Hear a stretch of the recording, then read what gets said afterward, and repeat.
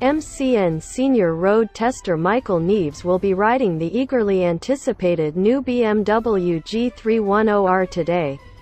It's the first time the German firm has produced a small-capacity motorcycle aimed squarely at restricted A2 license holders.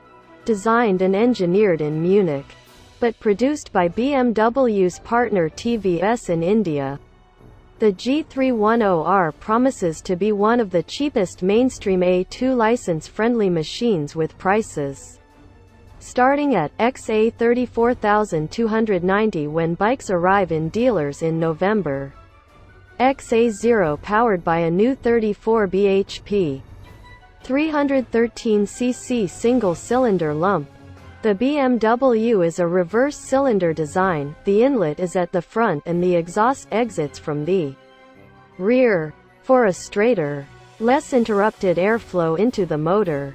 It also allows the engine to be mounted further forward in the chassis and the use of a longer swing arm for stability and predictable handling.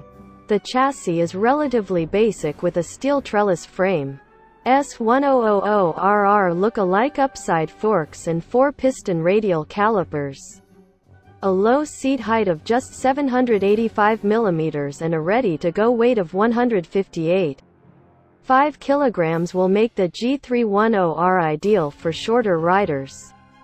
2. XA0 check back here on Thursday and on our Facebook and Twitter feeds to read our first impressions.